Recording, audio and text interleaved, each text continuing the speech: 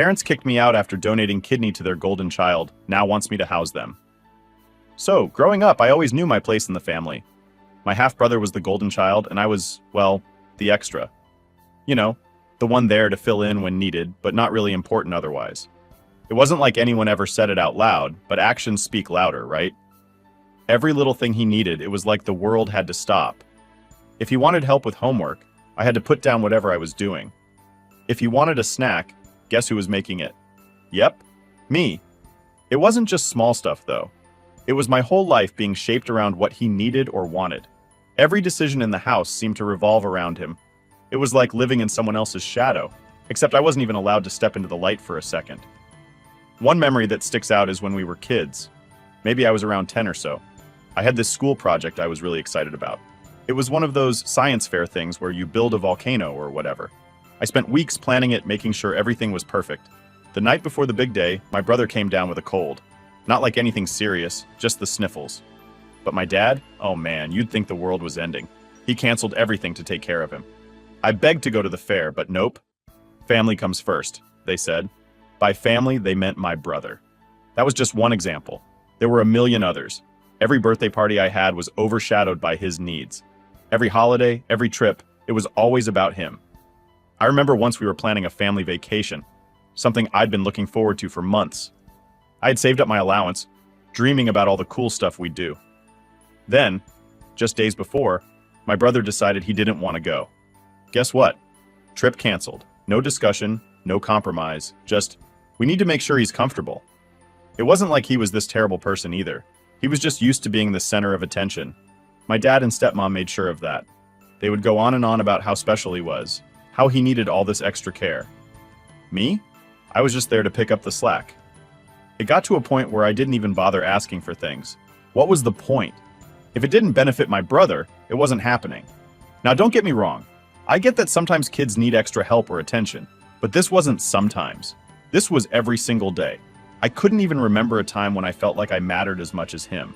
It was like I was the backup plan, the spare in case something went wrong with the main attraction. Even school was affected. I was a decent student, nothing amazing, but I tried. I had dreams of going to college, doing something with my life. But my dad had other plans. Anytime my brother needed help with school, guess who was tutoring him? And if I ever needed help, well, tough luck. Figure it out yourself. There was this one time I got a pretty bad grade on a test. I came home feeling terrible and hoped maybe, just maybe, someone would care. Instead, my dad gave me a lecture about how I needed to work harder. But the second my brother got a C on his report card, full-on intervention, tutors, extra study time, everything, it was infuriating. What made it worse was the constant reminder that family sticks together. That line was drilled into my head from the time I could walk. But what they really meant was, I had to stick with them. They didn't owe me the same. It was all about what I could do for the family, specifically my brother. And then there were the little things, the subtle digs that added up over time. Like how my dad would praise my brother for the smallest achievements, but barely acknowledge anything I did. If my brother cleaned his room, it was a celebration. If I aced a test, a nod maybe. It was those small moments that chipped away at me, made me realize I wasn't ever going to be enough in their eyes. I think what hurt the most was how normalized it all became. I started to believe that maybe I wasn't worth as much. Maybe I wasn't supposed to have my own dreams or goals. Maybe my purpose was just to be there for my brother, to make sure he had everything he needed. It was exhausting. Looking back, I wish I had stood up for myself more. But it's hard when you're a kid, and everyone around you is telling you that this is just how things are. I didn't have the words or the confidence to push back. I just accepted it, swallowed my feelings, and kept going. It wasn't until I got older that I started to see the cracks in the facade. The more I thought about it, the more I realized how messed up it was. I mean, no kid should have to grow up feeling like they're second place in their own family. But by the time I figured that out, the damage was done. I had already spent years putting my own needs on hold, all for the sake of family. But yeah, that was my life. Always in the background, always expected to give and never ask for anything in return. And honestly, it shaped a lot of who I am today. Not in a good way, but I'll get into that later. For now, just know that growing up as the other kid in a family that only had eyes for my brother, it was rough, and it left scars I'm still dealing with. It all started when my half-brother got sick. Not just a regular flu or something minor, but really sick. The kind of sick where doctors start throwing around scary words and suddenly, it feels like the world is crashing down. I remember the day they told us he needed a kidney transplant. My dad and stepmom were freaking out, pacing around the room, trying to figure out what to do. The doctors explained that dialysis was only a temporary solution and that finding a donor was critical. And that's when all eyes turned to me. I didn't even get a chance to process what was happening before they started talking about testing family members. The doctors mentioned how it's common for siblings to be a match, and before I could even think, my dad was already nodding along like it was a done deal. "Michael, you'll get tested, right?" my dad said, like it wasn't even a question, like it was just expected. What was I supposed to say? No? Of course, I couldn't say no. It wasn't just the pressure from my dad, it was the whole family thing drilled into my head for years. Family sticks together, right? So I agreed. I mean, what else could I do? The testing process was long and honestly, pretty invasive. Blood tests, tissue matching, all sorts of stuff I didn't fully understand at the time. I was just going through the motions, not really thinking about what it all meant. Then came the day the results came back, and surprise, I was a perfect match. Everyone was relieved. My dad hugged me for what felt like the first time in years. My stepmom cried, thanking me over and over. It was overwhelming. I should have felt good about it, right? Like I was doing this huge, selfless thing for my brother. But deep down, I was terrified. The surgery was scheduled quickly. They didn't want to waste any time. The days leading up to it were a blur of hospital visits, paperwork, and awkward family dinners where no one really knew what to say. My brother was quiet, probably scared too, but he never really said much to me about it. It was like we both knew what needed to be done, so we just went along with it. The day of the surgery came faster than I expected. I remember lying on that hospital bed, staring at the ceiling, trying to convince myself that everything was going to be fine. But in the back of my mind, I couldn't shake the feeling that this was going to change everything. And it did. Just not in the way I thought. The surgery itself went as planned. They took one of my kidneys and gave it to my brother. The doctor said everything looked good, and both of us were expected to recover well. I spent a few days in the hospital, feeling like I'd been hit by a truck, but I was relieved it was over. I thought maybe now things would be different. Maybe I'd earned some sort of respect or appreciation from my family. But no. The moment I got home, reality hit hard. My dad and stepmom were so focused on my brother's recovery that I became invisible again. They barely acknowledged what I'd done. It was all about him, how he was feeling, what he needed. I was left to recover on my own, physically and emotionally drained, without so much as a thank you. One night, about a week after the surgery, I tried bringing it up. I told my dad I was struggling, that I was in pain and needed help. His response? "You'll be fine. Your brother needs us more right now." That sentence stuck with me. It was like a slap in the face. I had just given up a part of myself, literally, and still, it wasn't enough. My needs didn't matter. They never did. The worst part? It wasn't just physical recovery. The emotional toll was brutal. I started to feel like I didn't matter at all, like my only purpose in the family was to be there when they needed something. Once I'd served that purpose, I was discarded. My brother eventually got better. He was back on his feet attending follow-up appointments and getting back to his life. Meanwhile, I was left to pick up the pieces of mine. I tried talking to friends about it, but it's hard to explain the kind of emptiness you feel when your own family treats you like a tool rather than a person. I kept thinking about all the sacrifices I'd made over the years, giving up my time, my dreams, and now a literal piece of my body. And for what? To be cast aside the second I wasn't useful anymore? I wish I could say that was the turning point where I stood up for myself, but it wasn't. I just kept going, putting one foot in front of the other, trying to convince myself that maybe one day they'd see me for more than just the backup. But that day never came. And one day my brother had a very bad day, and I started helping even though I was feeling bad, but instead of getting a bit of support, or even a thank you, I got kicked out.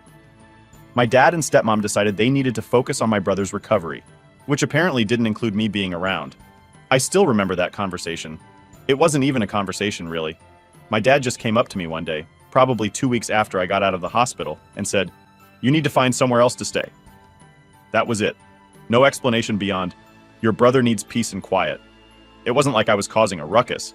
I was still recovering myself, barely able to get out of bed most days, without feeling like I was going to collapse.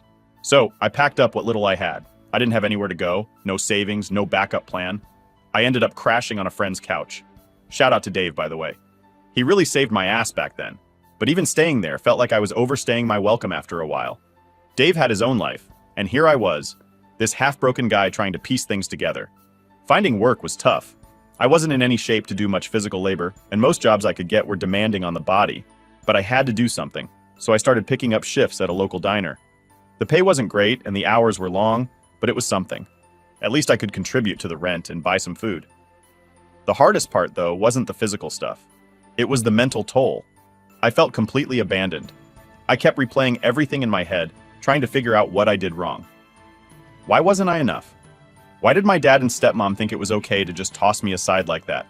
Every now and then, I'd hear about them through the grapevine. Mutual friends, neighbors, random people who still kept in touch. My brother was doing fine, of course.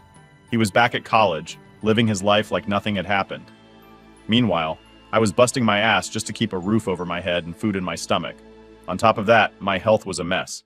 The surgery had left me with anemia, and some days, it was hard just to get out of bed. I dragged myself to work, pushed through the shifts, and then collapsed back at Dave's place. There were times I felt like giving up, but I couldn't. I didn't really have that option. No one else was going to pick up the pieces for me. One night, I was walking home from a late shift. It was freezing, and I didn't have a proper jacket. I remember thinking how ironic it was. Here I was, struggling to stay warm and fed, while my family was probably cozy at home, not giving me a second thought. That walk home hit me hard. It made me realize just how alone I really was. I tried reaching out to my dad a few times, hoping maybe he'd come around. I'd text him, letting him know how I was doing, asking if we could talk. But I'd either get ignored or get some short, cold response. Hope you're doing well, or busy with your brother? That was it. It was like I didn't even exist to them anymore. Dave would try to cheer me up, telling me I didn't need them, that I could make it on my own, and I appreciated it, I really did. But it's hard to shake that feeling of being unwanted by your own family. It's like this constant weight on your chest, reminding you that you weren't good enough. One of the worst moments came a few months in. I was at work trying to stay focused when I got a call from a mutual friend. They mentioned how my dad and stepmom were throwing a party for my brother, celebrating his recovery and his return to school. I wasn't invited, of course. That hurt. Not that I expected an invite, but hearing about it made everything sting all over again. I went home that night and just sat on the edge of the bed, staring at the wall. I couldn't wrap my head around it. I gave up a part of myself for them, and they couldn't even spare a thought for me. That's when I decided I needed to stop trying to reach out. It was clear they had made their choice and I wasn't part of it. The next few months were a blur of work and exhaustion. I kept pushing forward, trying to build something for myself. It wasn't easy, and there were plenty of nights I barely made it through. But slowly, I started to accept that I was on my own. Looking back, I think those months were some of the toughest of my life. I felt like I was constantly fighting just to keep my head above water, and the people who should have been there for me were nowhere to be found. It was a harsh lesson, but one I needed to learn. Struggling alone wasn't what I wanted, but it taught me a lot about resilience. I learned that I couldn't rely on anyone else, that if I wanted a better life, I had to make it happen myself. And while it was a painful process, it also made me stronger. It had been years since I heard from my dad. Honestly, I wasn't expecting to hear from him ever again. After everything that happened, getting kicked out, being left to fend for myself, I figured we were done. But then, out of nowhere, my phone buzzed, and there it was. A message from my dad. "Hey, can we talk? It's important." At first I thought it might be a mistake. Maybe he meant to text someone else. I mean, why would he want to talk now? But curiosity got the better of me and I replied, "Sure, what's up?" He responded quickly, asking if we could meet in person. That was a bit of a shock. I hadn't seen him since the day he told me to pack my stuff and leave. My gut was telling me not to go, but something in me needed to know what he wanted. We agreed to meet at a small cafe not far from where I worked. I got there a bit early, nerves kicking in. I wasn't sure what to expect. Would he apologize? Would he try to guilt trip me into something? My mind was racing with all the possibilities. When he walked in, I barely recognized him. He looked older, more tired. It was like life had taken a toll on him. He sat down across from me, and for a moment, there was this awkward silence. Neither of us knew how to start. Finally, he spoke. "I've been thinking a lot about things. About you." That caught me off guard. I wasn't used to him talking about me, at least not in a way that suggested he cared. "I know I haven't been there for you," he continued, "but things have been hard, and I need your help." There it was. The real reason for the meeting. I could feel my guard going up. I knew better than to let my guard down too quickly. "What kind of help?" I asked, trying to keep my tone neutral. He sighed, looking down at the table. "I'm in a bit of a situation. We're struggling to keep up with the mortgage. My health's not great, and I can't work like I used to. We've got debts piling up, and we need a place to stay." I sat there, processing what he was saying. After everything they put me through, after tossing me aside like I was nothing, now he was asking for my help? It felt surreal. "You want to move in with me?" I asked, trying to wrap my head around it. He nodded. "Just for a little while, until we can get back on our feet." I couldn't believe what I was hearing. All those years of struggling alone, and now he wanted to come back into my life because he needed something from me. I didn't know whether to laugh or scream. "Why now?" I finally asked. "Why come to me after all this time?" He hesitated, then said, "We tried asking your brother, but his fiancée wasn't on board. We didn't have anywhere else to turn." That hit me like a punch to the gut. So, I was the last resort. Not the first choice, not even the second, just the backup plan like always. I leaned back in my chair, feeling the weight of the situation. Part of me wanted to tell him exactly where he could go, but another part of me couldn't help but feel sorry for him.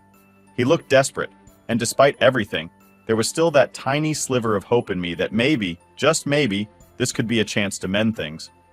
But then I remembered all the nights I spent struggling alone, all the times I reached out, hoping for some acknowledgement, some support, and got nothing in return. I couldn't just forget that. "I don't know, Dad," I said, trying to keep my voice steady. "You kicked me out when I needed you the most.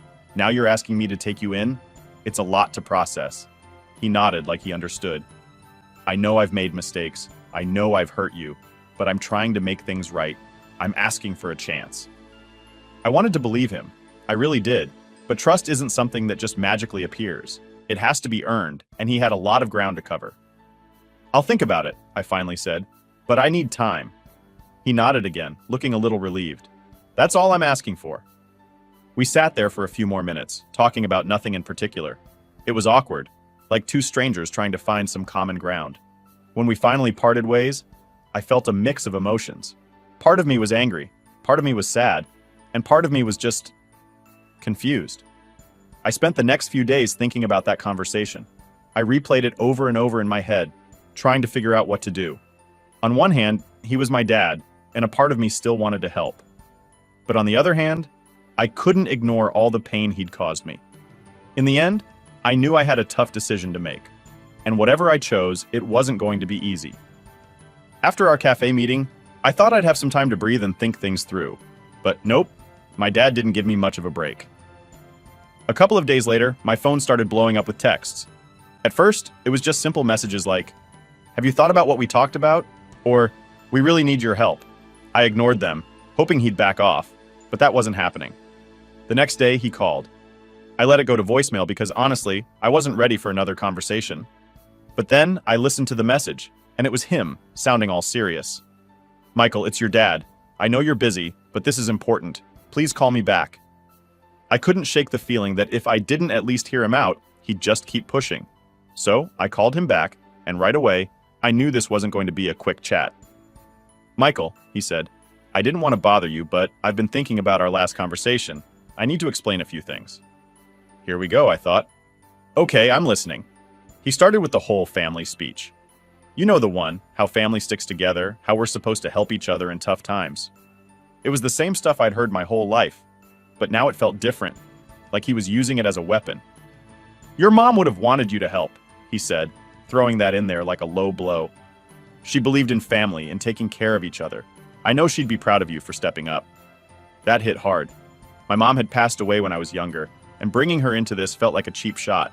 He knew I loved her, and he was using that to guilt me. I stayed quiet, trying to process what he was saying without letting it get to me. "I know I wasn't perfect," he continued. "I made mistakes, but we're family, Michael. And family forgives. Family helps each other." I could feel the pressure building. He was laying it on thick, and I knew exactly what he was doing. It wasn't about making amends or fixing our relationship. It was about getting what he wanted, me to take them in and fix their mess. "Dad, I get what you're saying," I finally said. "But you have to understand, this isn't easy for me. You can't just expect me to forget everything and pretend like it's all okay." He sighed, like he was disappointed in my response. I'm not asking you to forget. I'm asking you to put the past behind us and focus on what's important now. Then he dropped another bomb. Your brother won't do it. He's got his own life, his own problems. But you've always been the responsible one. You've always been the one we could count on. There it was, the ultimate guilt trip. My brother, the golden child, was off the hook because he had his own life. But I was expected to pick up the pieces because I was the responsible one. It was the same story, just a different chapter. Dad, I've been responsible my whole life, I said, my voice shaking a little. I've sacrificed so much already. I gave up a part of myself for this family, and what did I get in return? I got kicked out. I know, he said, his voice softening. And I'm sorry for that. I really am. But we're in a tough spot, Michael. I wouldn't be asking if it wasn't serious. I wanted to scream, to tell him how unfair it was to put this on me. But instead I took a deep breath and tried to stay calm. I need time to think, I said, hoping it would buy me some space. Take your time, he said, but I could hear the urgency in his voice. Just remember what your mom would have wanted. That line stuck with me long after the call ended. I couldn't believe he had used my mom's memory to guilt me into helping. It was like he knew exactly where to hit to make me feel the worst. And the worst part? It was working. I was torn between wanting to stand my ground and not wanting to let my mom down, even if she wasn't here to see it. Over the next few days, I replayed the conversation in my head over and over. Every time I thought about it, my chest tightened. The guilt was eating away at me, making it hard to focus on anything else. I knew what he was doing, but it didn't make it any easier to ignore. I talked to a few close friends about it, trying to get their perspective. They all said the same thing. You don't owe him anything. After everything he put you through, he's the one who should be apologizing, not asking for favors. They were right, of course. But knowing it and feeling it were two different things. Every time I thought about saying no, that little voice in my head would remind me of what my dad said about my mom. It was like a tug of war between my head and my heart. In the end, I knew I had to make a decision. But whatever I chose, I knew there'd be no going back. A few days after our last call, my dad reached out again. This time, he wasn't just texting or leaving voicemails. He showed up at my door. I wasn't expecting him, so when I opened the door and saw him standing there, I was caught off guard. He looked worse than before. Tired, worn out, like he hadn't slept in days. Michael, we need to talk, he said, his voice shaky. I hesitated for a second, but stepped aside and let him in. We sat down in the living room, the silence between us heavy. I could tell this wasn't going to be a casual chat. I know I've been pushing you, he started, his hands fidgeting in his lap. And I'm sorry for that, but things have gotten worse. We're running out of options. I stayed quiet, letting him talk. I wanted to hear what he had to say, even though I already had a good idea of where this was going. We've tried everything, he continued. We've sold what we could, cut back on expenses, but it's not enough. We're going to lose the house. Hearing him say that was tough. As much as I had distanced myself from them, it still hurt to think of my dad losing the place we called home for so many years. But I couldn't ignore everything that had happened. It wasn't as simple as just opening my door and letting them in. I've been thinking a lot about what you said, he went on. And you're right. We didn't treat you the way we should have. I didn't treat you the way I should have. That caught me off guard. I wasn't expecting an apology, especially not one that seemed so genuine. I let you down, he said, his voice cracking. I was so focused on your brother that I forgot about you, and I've regretted it every day since. For a moment, I didn't know what to say. Part of me wanted to believe him, to accept the apology and move forward. But another part of me was still holding on to all the pain and resentment. I'm sorry, he repeated, his eyes welling up with tears. I know I can't change the past, but I'm asking for your help now because we have nowhere else to turn. Then, something I never expected happened. My dad broke down, full on tears, sobbing into his hands. I'd never seen him like that before. He was always the strong, stoic type, the guy who kept his emotions in check. Seeing him like this was jarring. I don't know what else to do, he said through the tears. I've always tried to be strong, to hold everything together, but I can't do it anymore. I need help, Michael. I need your help. It was hard to watch. This man, who I had always seen as unshakable, was falling apart right in front of me. It stirred something inside me, this mix of sadness, anger, and a deep, aching sympathy. I don't know what to say, I admitted, my own voice shaky. This is a lot. I know, he said, wiping his face. And I know I have no right to ask after everything, but I'm desperate. We sat there in silence for a while. the weight of the moment pressing down on both of us. I could feel the conflict tearing me apart inside. On one hand, he was my dad, and seeing him like this was breaking my heart. But on the other hand, I couldn't just forget all the times he had let me down. "I need to think about this," I finally said, breaking the silence. "I can't give you an answer right now." He nodded, his eyes still red from crying. "I understand, just please don't take too long. We don't have much time." After he left, I sat there for what felt like hours, replaying everything in my head. Seeing my dad like that, so vulnerable, had shaken me. It was like all the walls I had built around myself were starting to crumble. But no matter how much I wanted to help, I couldn't ignore the past. I couldn't just pretend that everything was okay. This wasn't just about finding a place for them to stay.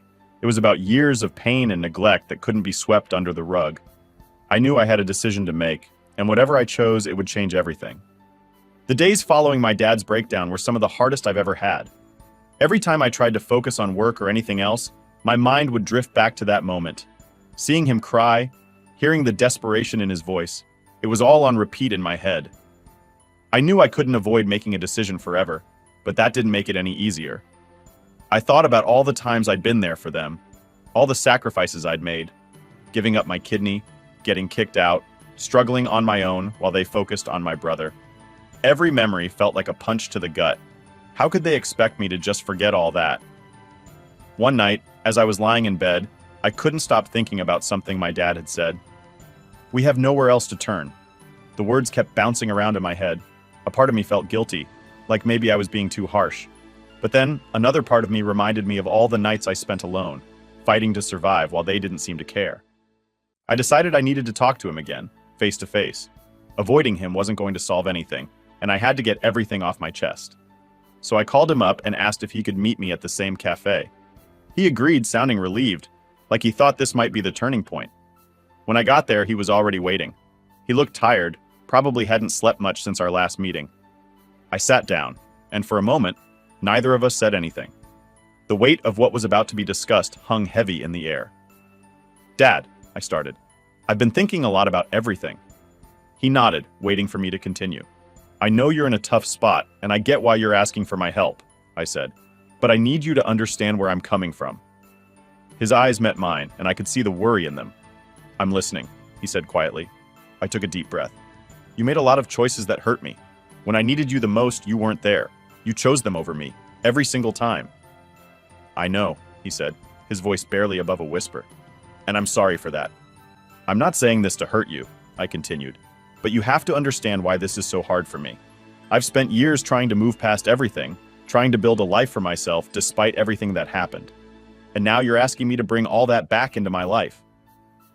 "I didn't know what else to do," he admitted. "I've been trying to fix things, but it's not easy." "I get that," I said. "But you have to understand that it's not easy for me either. I've been through hell and back, and it's taken everything I have to get to where I am now." We sat in silence for a moment, both of us lost in our thoughts. "I don't want to say no," I finally said, "but I have to be honest with you, I can't do this. I can't let you and her move in with me."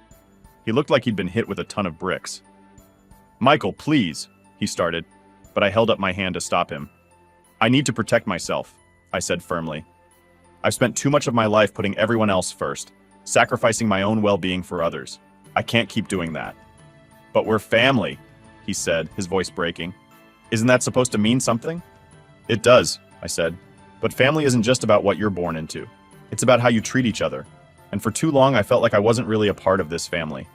He lowered his head, clearly struggling to process what I was saying. "I never meant to make you feel that way," he whispered. "I know," I said. "But intention doesn't erase the impact. I've carried the weight of those choices for years, and I can't carry it anymore." He nodded slowly, wiping at his eyes. "I don't know what we're going to do," he admitted. "But I understand where you're coming from." "I hope you can figure something out," I said. "I really do. But I can't be the solution this time." We sat there for a while longer, not saying much. There wasn't much else to say. The decision had been made, and now we both had to live with it. When we finally got up to leave, he gave me a long, heavy look. "Thank you for being honest," he said. "I wish things were different." "Me too," I replied. And with that, we went our separate ways. Walking away from that conversation, I felt a mix of emotions: relief, sadness, and a lingering guilt. But deep down, I knew I had made the right choice. It wasn't easy, but sometimes doing what's right for yourself means making the hardest decisions.